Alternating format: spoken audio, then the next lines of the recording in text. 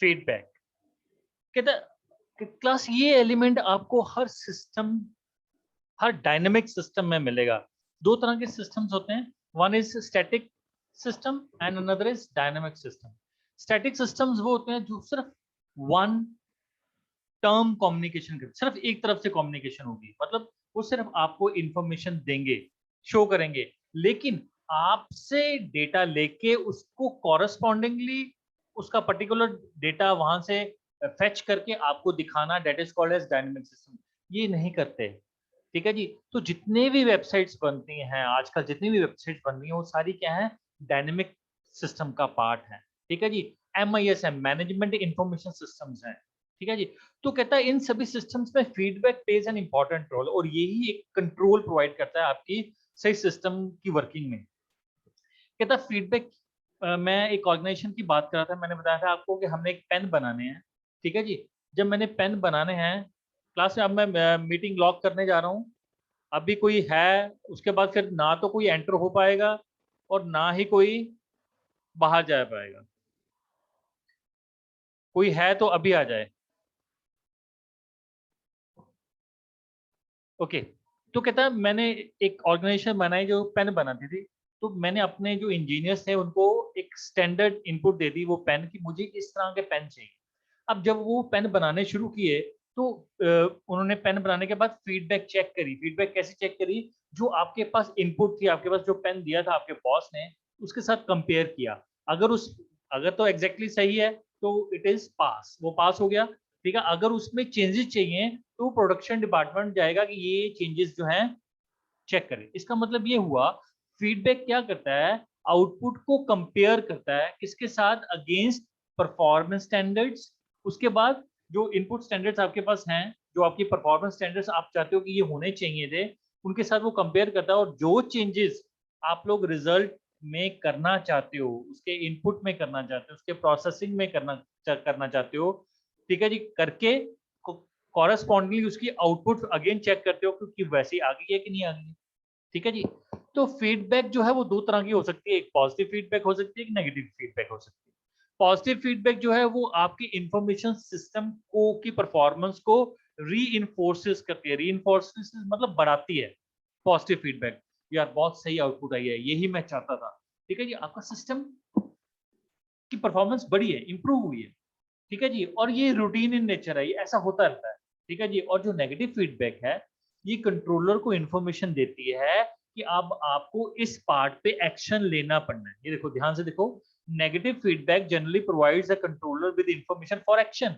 इसका मतलब आउटपुट में कुछ गड़बड़ आई है, जो आपके पास स्टैंडर्ड्स है, आप जब आपने आउटपुट को चेक उसके साथ कंपेयर किया तो बहुत सारी क्या आई, चेंजेस आई, बहुत सारी खामियां निकली। उन खामियों को अब आपने क्या करना है, उन पे एक्शन लेना है, ठीक है। एक्शन लोगे, फिर आपने एक्शन लिया, रिजल्ट चेक किया, रिजल्ट्स आपके इनपुट स्टैंडर्ड्स के साथ, आउटपुट स्टैंडर्ड्स के साथ कंपेयर किए, इट्स ओके, तो वो बिल्कुल ही सही निकले। तो this is the fundamental which this is the element which is most important element you can say in your each and every system, that is feedback, right class? feedback clear है? Yes sir. Okay, next है environment. एक feedback की एक और छोटी सी example है। आपने ATM डाला, आपने पिन कोड डाला, ठीक है जी, आपने 10,000 एंट्री की, लेकिन आपके अकाउंट में 5,000 है, ठीक है जी। तो वो आपको क्या देगा, एक एरर मैसेज देगा कि आप लोग अपने अमाउंट्स, आपका जो बैलेंस है उससे ज्यादा पैसे निकलवाने की कोशिश कर रहे हैं। तो ये कौन सी फीडबैक है, पॉजिटिव फीडबैक है कि नेगेटिव फीडबैक है? Sir negative. पॉजिटिव फीडबैक है ये क्लास, ये पॉजिटिव फीडबैक है। आपका सिस्टम सही चल रहा है, अगर वो पैसे निकाल के दे देगा 10,000 तो आपका सिस्टम तो फेल हो गया। चलो, अब सिस्टम ने पैसे निकाल के दे दिया, अभी ये सिस्टम मार्केट में लगाया नहीं, अभी कंपनी के अंदर ही है, तो उसने पैसे निकाल के दे दिया, अरे भाई ये तो पैसे निकाल रहा है, अकाउंट में 5,000 है, तो इसका मतलब नेगेटिव फीडबैक आई। इसका मतलब ये है उसने इंफॉर्मेशन दी है, आपको इस पे एक्शन लेना पड़ेगा कि आपका पहले अकाउंट चेक करे उसमें कितने पैसे हैं, फिर वो आपकी इनपुट चेक करे आपने कितने पैसे डाले हैं, क्या मैं अब निकाल के दे सकता हूँ, यस, तो मैं उसको पैसे निकाल के दे सकता हूँ। तो this is called, this is the example of negative and positive feedback, right class? Okay, sir. Next is environment, which is very very important class. अगर ये ना हो आपका सिस्टम टोटली फेल है, टोटली फेल है। कैसे? कहता है the environment is the supra system within which an organisation operation. ये एक ऐसा इन्वायरमेंट जो एलिमेंट है, ये सुप्रा सिस्टम है, मतलब सारे सिस्टम को कवर करता है जिसमें आपकी ऑर्गेनाइजेशन, आपका सिस्टम में बेसिकली ऑपरेट करना है। ठीक है जी। इसके ऊपर जो एक्सटर्नल एलिमेंट्स हैं उनका बहुत ज्यादा इम्पिनेज ऑन द सिस्टम, इम्पैक्ट रहता है। अब एटीएम मशीन है, उसको आप लोगों ने बैंक के अंदर क्यों नहीं लगाया? बहुत कम ऐसे बैंक्स हैं जो आपको एटीएम अंदर प्रोवाइड देंगे, ऐसा ही है। हमेशा आपको एटीएम बाहर होगा, क्यों? क्योंकि उसको एक इन्वायरमेंट चाहिए चलने के लिए। ठीक है जी, इन्वायरमेंट में मशीन चाहिए, उसका एक अपना अलग से एक सिस्टम है, ऑपरेटिंग सिस्टम है, बाहर एक पर्सन बैठा होगा, ऑन द रोड होना चाहिए, मतलब each and every factor, there is lot of factors are there. So environment plays an important role. ठीक है जी। आपकी क्लासेस क्यों एक क्लासरूम में ही लगती हैं? आपकी क्लासेस, आपकी लैब्स जो है वो क्यों एक लैब में ही लगाई जाती हैं? क्यों नहीं हम लोग पेड़ के नीचे लगा लेते हैं? इन्वायरमेंट चाहिए। ठीक है जी। अगर इन्वायरमेंट नहीं मिलेगा आपका सिस्टम फेल है। ठीक है जी। हर एक डिपार्टमेंट को ऑपरेट करने के लिए उसको एक अलग जगह चाहिए। क्यों चाहिए? क्यों सिविल इंजीनियरिंग में आपके क्लासेस क्यों नहीं लगवाते? क्लैशेस होंगे, लैब्स की क्लैशेस होंगे, लेक्चर्स के क्लैशेस होंगे। सो हर एक सिस्टम को चलने के लिए उसको क्या चाहिए? इन्वायरमेंट चाहिए। Environment. ठीक है जी। अब वैसे देखा जाए ये गलत है, किसी भी कॉलेजेस के साथ ट्रेन सिस्टम्स नहीं होने चाहिए, मतलब रेलवे स्टेशंस नहीं होने चाहिए। अब हमारे कुछ ऐसे कॉलेजेस हैं जिनको जगह यहाँ अलॉट हुई है, अब रेलवे सिस्टम अपना सिस्टम तो उठा नहीं सकते, और कॉलेजेस जिनको वो जगह मिली है वो वहां से कॉलेजेस नहीं उठा सकते। लेकिन फिर भी यू नीड एन एनवायरनमेंट, क्योंकि बहुत सारे एक्सटर्नल एलिमेंट्स हैं जो सिस्टम के ऊपर इम्पैक्ट डालते हैं। अच्छा, दूसरी बात, एक इंडस्ट्री है, इंडस्ट्री के अंदर सारे डिपार्टमेंट्स हैं। ठीक है जी। कुछ डिपार्टमेंट्स हमने इंडस्ट्री के अंदर रखे हैं, कुछ डिपार्टमेंट्स हमने इंडस्ट्री के बाहर रखे हैं। You can't interact with each other. ठीक है जी। तो क्या होगा? प्रॉब्लम आएगी। 1 minute class.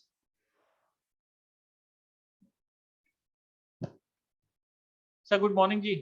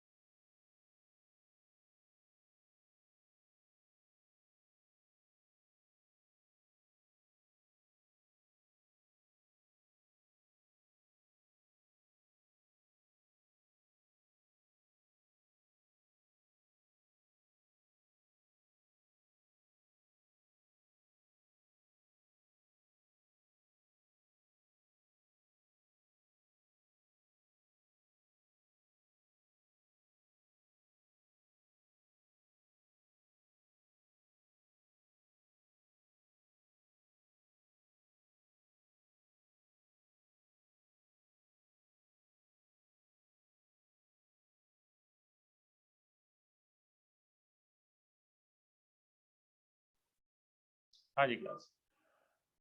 So this is the part of this is the part of element that is called as element is environment, right class?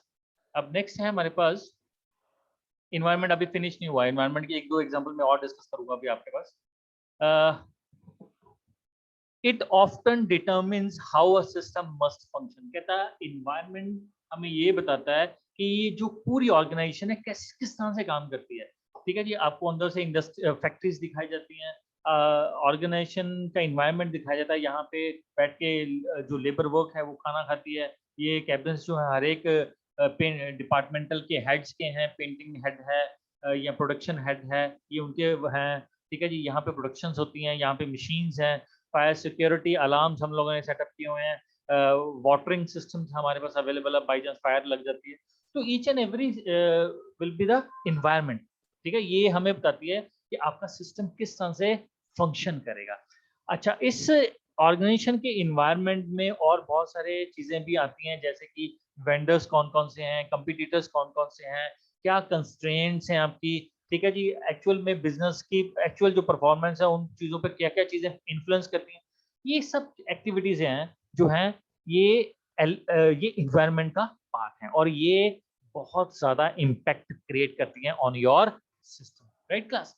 तो last element is boundaries and interface. Class ये बहुत ध्यान से देख सुनना, और इसकी मेन इसी एलिमेंट का काम रहता है हर एक सिस्टम में।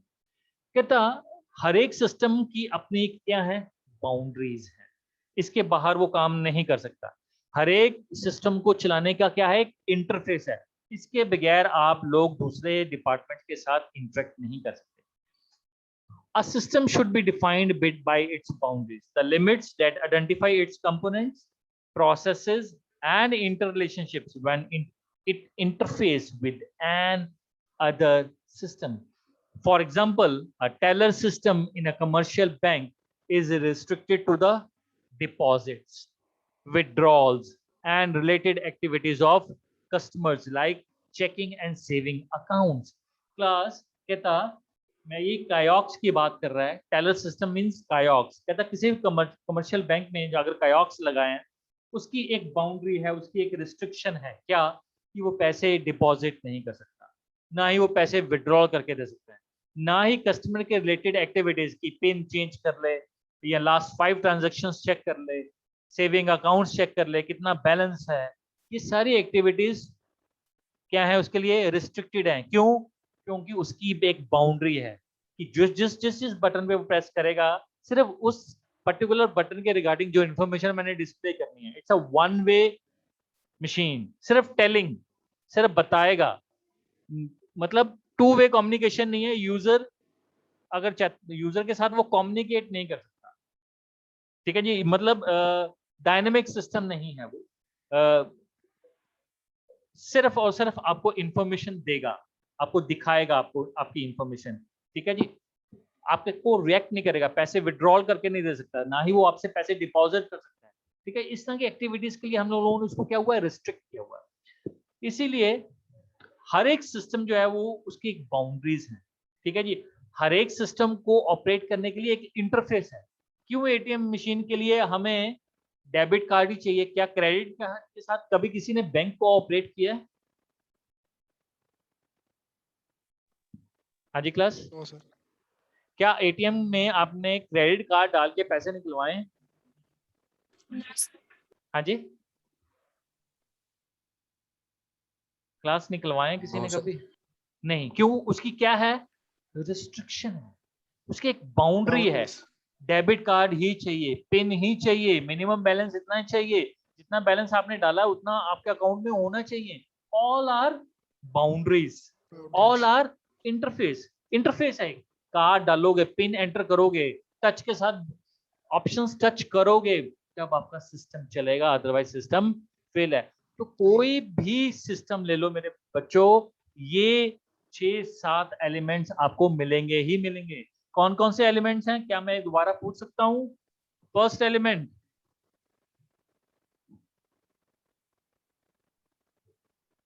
क्लास, फर्स्ट एलिमेंट, यस, हर एक सिस्टम का इनपुट और आउटपुट होना बहुत जरूरी है। सेकंड, प्रोसेसर, प्रोसेसर, इनपुट को आउटपुट में तब्दील करने के लिए यू नीड प्रोसेसिंग एलिमेंट, बहुत अच्छे। थर्ड, फोर्थ, इनपुट आउटपुट को मैंने अलग माना है। फोर्थ, फीडबैक, फोर्थ क्या है? Feedback, control and feedback. Control अलग है, फीडबैक अलग है। हर एक सिस्टम को, हर एक कंपोनेंट को गाइड करने के लिए कि उसने क्या करना है और वो क्या करेगा, उस गाइड करने के लिए हमें एक कंट्रोल सिस्टम चाहिए। Next,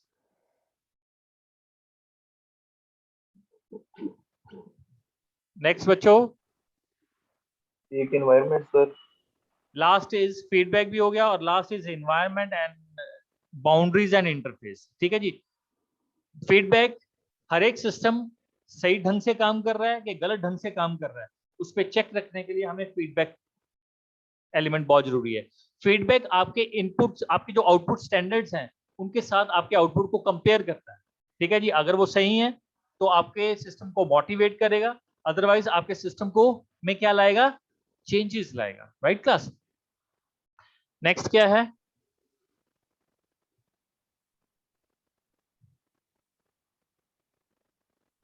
last is boundaries and interface. ये मैंने आपको बता दिया है, हर एक सिस्टम का एक दायरा है, वो उसी दायरे के अंदर काम करेगा। इसी तरह से सिस्टम के अंदर जो सब सिस्टम्स है उनकी भी क्या है, दायरे हैं।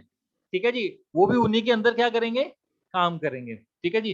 अब वो सिस्टम, सब सिस्टम अगर वो फंक्शन परफॉर्म करेगा तो वो आपको आउटपुट देंगे। अगर आप लोग उस सिस्टम को उससे अलग जाने की कोशिश करवाओगे तो वो नहीं स्टॉप कर देगा, क्योंकि उसमें वो फैसिलिटी अवेलेबल नहीं है।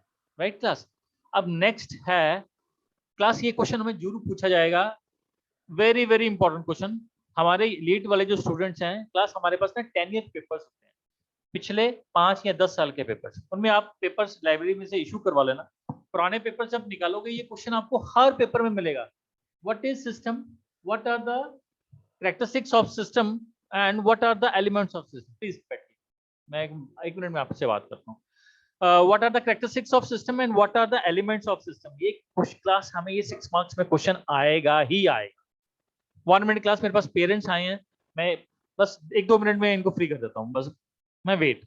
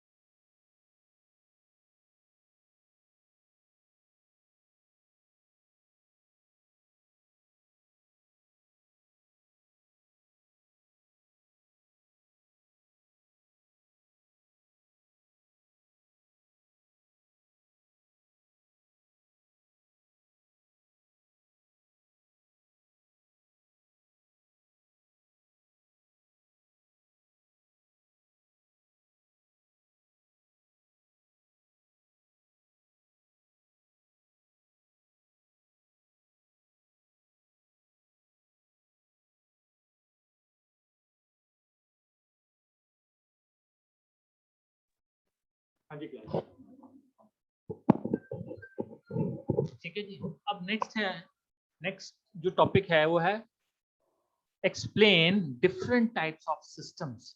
अब मार्केट में बहुत तरह के सिस्टम्स अवेलेबल है, ठीक है। ये क्वेश्चन भी हमें क्वेश्चन पूछा जाता है, what is system, explain various types of system.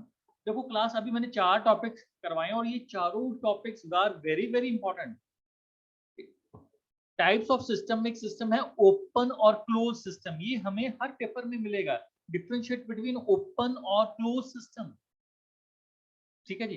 अब टाइप्स ऑफ सिस्टम की जो अगर हम क्लासिफिकेशंस पढ़ें, कहता है एक हमारे पास फिजिकल सिस्टम है और एक हमारे पास एब्स्ट्रैक्ट सिस्टम, ठीक है। फिजिकल और एब्स्ट्रैक्ट सिस्टम के बारे में डिफरेंशिएट करेगा। सेकंड है ओपन और क्लोज सिस्टम के बारे में डिफरेंशिएट करेगा। थर्ड है हमारे पास मैन मेड इंफॉर्मेशन सिस्टम, जिसको हम बोलते हैं MIS, management information system. Banks जाते हो क्लास, बैंक्स गए हो आप लोग? Yes, sir. कोई बता सकता है कि जब आप बैंक में जाते हो तो वो एक ना, उनके पास एक हर एक सीट के ऊपर ना एक सॉफ्टवेयर पे वो काम करते हैं, कभी किसी ने वो सॉफ्टवेयर सुना है, देखा है उसको? कोई कभी HCL कर रही होती है, कोई टाटा कंसल्टेंसी सर्विसेज TCS कर रही होती है। बेसिकली ये कंपनीज ही सॉफ्टवेयर इंजीनियर्स हायर करती हैं, उन्हीं वही बच्चों को प्लेसमेंट्स देती हैं। ये बेसिकली वो जिन सॉफ्टवेयर पे वो काम करते हैं, that is called as man made information system, जो कि ह्यूमन बींग्स बनाते हैं प्रॉब्लम को सॉल्व करने के लिए, that is called as man made information system. जितना भी बैंकिंग सिस्टम था सारा वो ऑनलाइन ले आए। आप लोग नवांशहर बैठ के जलंधर में से अपने अकाउंट को ऑपरेट कर सकते हो, अपने पैसे निकलवा सकते हो। कैसे? क्योंकि each and every bank will be centralised. कैसे हुआ? With the help of man made systems. तो हर बैंक एक दूसरे के साथ क्या है, एक दूसरे के सर्वर के साथ क्या है, इंटरलिंक्ड है। तभी सिस्टम बना मेरे बच्चों, ये जो सेंट्रलाइज्ड बैंकिंग सिस्टम बना, ये तभी बना because each and every interdependent with interact with each other by through this method, ठीक है जी। अब बहुत सारे बैंक्स मर्ज भी हो रहे हैं, ठीक है जी। BOI किसी में मर्ज हो गया, यूनियन बैंक में आ गया कोई बैंक, ठीक है, bank of Baroda union bank में आ गया, बहुत सारे मर्जिंग्स भी हो रहे हैं बैंक्स में। तो ये तभी है बिकॉज ऑफ सेंट्रलाइजेशन। बैंक सारे सेंट्रलाइज्ड हैं, इसलिए सबका पैसा सेफ है।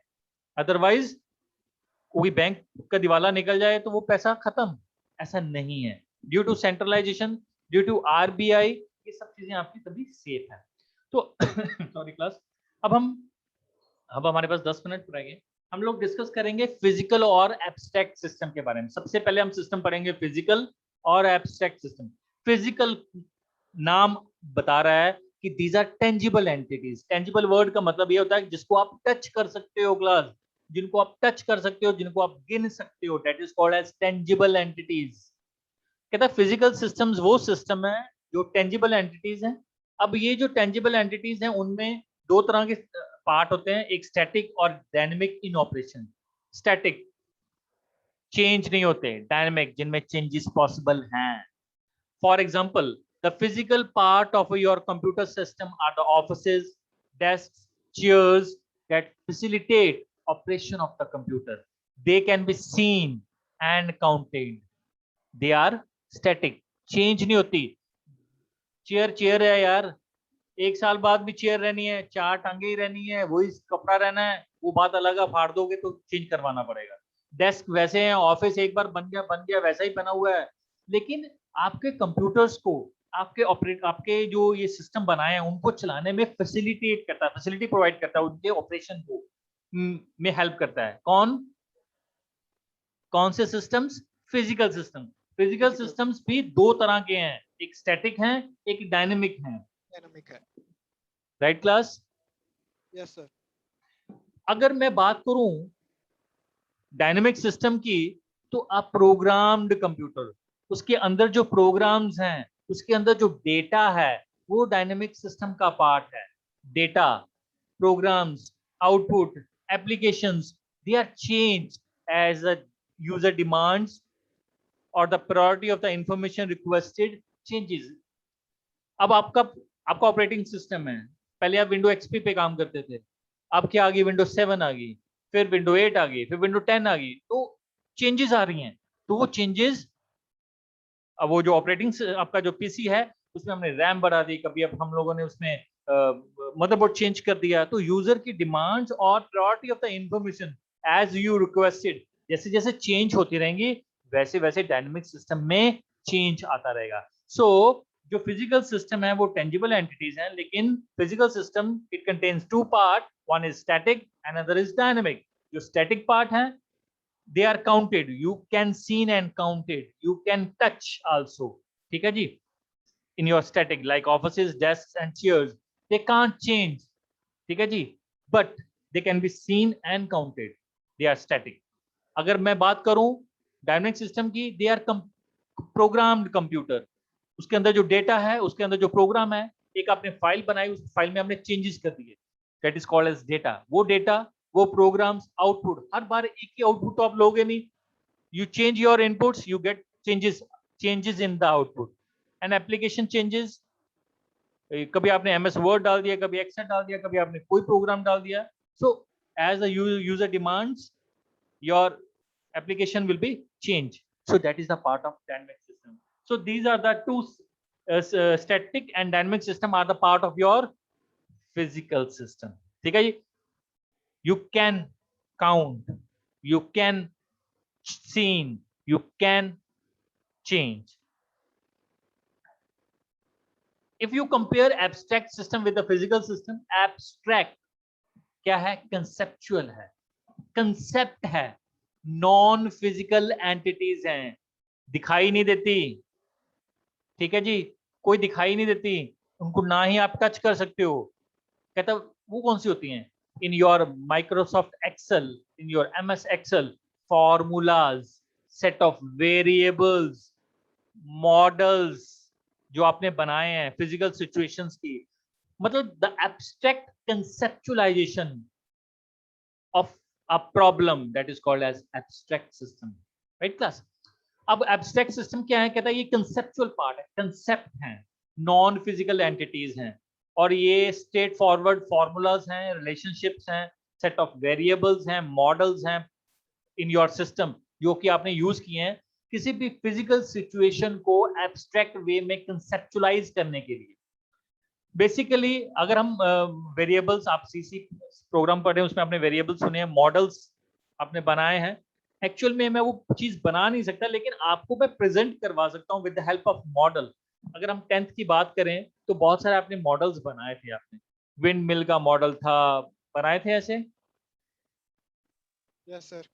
वो हम लोग विंड मिल ये वो सब मॉडल्स क्यों बनाते हैं? क्योंकि हम एक्चुअल में वो मॉडल हम लोगों ने देखा नहीं है, लेकिन उस हमारे पास क्या है? एब्स्ट्रैक्ट है, ठीक है, हमारे पास क्या है? कंसेप्चुअल है। तो मॉडल्स के थ्रू जो एनालिस्ट है वो सिस्टम की डिफरेंट डिफरेंट रिलेशनशिप्स को विजुअलाइज करके आपको समझा सकता है, ठीक है जी। उसका मेन ऑब्जेक्टिव एब्स्ट्रैक्ट सिस्टम का ये है कि जो उस सिस्टम के अंदर जो सिग्निफिकेंट एलिमेंट्स हैं उनको पॉइंट आउट कर सकता है, उन एलिमेंट्स के बीच में क्या रिलेशनशिप्स है वो डिस्क्राइब कर सकता है। अगर सिस्टम फिजिकल एंटिटी नहीं है, सिर्फ कंसेप्चुअल पार्ट है, तो right class, this is your first system, physical और एब्स्ट्रैक्ट सिस्टम। तो फिजिकल सिस्टम दो तरह के सिस्टम्स हैं, स्टैटिक एंड डायनेमिक, और एब्स्ट्रैक्ट सिस्टम्स मैंने आपको बता दिया, these are the non physical entities. जो फिजिकल सिस्टम है उनमें सिर्फ स्टैटिक जो हैं वो हमारी टेंजिबल एंटिटीज हैं, डायनेमिक जो ऑपरेशन परफॉर्म करती हैं वो हमारी वो टेंजिबल एंटिटीज नहीं है, राइट क्लास। Yes sir. कल भी मेरा लेक्चर है, कल हम लोग इसको फिनिश करेंगे, ओपन और क्लोज सिस्टम और मैन मेड इंफॉर्मेशन सिस्टम। इसके बाद हमारा फर्स्ट चैप्टर कवर हो जाएगा, फिर उसके बाद हम लोग जो हमारा जो सेकंड सब्जेक्ट है ऑपरेटिंग सिस्टम, उसको हम बहुत जल्द स्टार्ट करेंगे, क्योंकि आपके जो फर्स्ट प्रोडिकल टेस्ट है उसमें फर्स्ट 2 चैप्टर्स आने हैं, इसका एक चैप्टर कवर हो गया, हम लोग इसके बाद ऑपरेटिंग सिस्टम की तरफ चलेंगे, उसका भी हम लोगों ने फर्स्ट लेसन कंप्लीट करना है। क्लास में बार बार आपसे रिक्वेस्ट कर रहा हूँ, हम लोगों ने फर्स्ट प्रोडिकल टेस्ट जिनकी अटेंडेंस कम हुई हम लोगों ने बैठने नहीं देना, सो इन्फॉर्म योर फ्रेंड्स, ठीक है जी, be attentive in your class and be regular. Sorry for the inconveniences, जो आपको कई बार फेस करनी पड़ती हैं due to fibre optic cuts, but it is a part of your digital world ना, व्हाट वी कैन डू। इसका हमारे पास बैकअप नहीं है, ठीक है जी। स्टिल ये महीने में कहीं एक बार होती है फाइबर ऑप्टिक कट। समझते हो आजकल जो आपकी स्ट्रीट्स हैं, आपकी जो रोड्स हैं, उनमें डिगिंग हो रही है, ठीक है जी, सीवरेज डाल रहे हैं। तो जब डिगिंग होती है तो ये जो लाइंस है ये भी बीच में जा रही होती हैं, तो कई बार जो ये डिच मशीन्स हैं इनके ऊपर वो कट कर देती हैं, तो जिससे हमें प्रॉब्लम बहुत आती है फाइबर ऑप्टिक कट। तो जब ये फाइबर ऑप्टिक होती है तो सारे कॉलेजेस इमीडिएटली बंद हो जाते हैं, लाइक अपना डीएवी कॉलेज हो गया और साथ वाले कॉलेज सब में प्रॉब्लम है। सो इस प्रॉब्लम को आपको मैनेज करना पड़ेगा हमारे साथ। Rest is very good. और कोई दिक्कत तो नहीं आ रही आप लोगों को? Everything is fine? Yes, sir. Okay बेटा, thank you very sir much. College कब खुलेंगे? कॉलेज कब खुलेंगे सर? सुजल, बहुत जल्द बेटा। आज भी आपने न्यूज़पेपर्स में पढ़ा होगा, बहुत सारे पॉलिटेक्निक हरियाणा में ओपन कर दिए गए हैं। देखिए, it depends upon our Punjab government. ये भी फुल है। हाँ जी बेटा।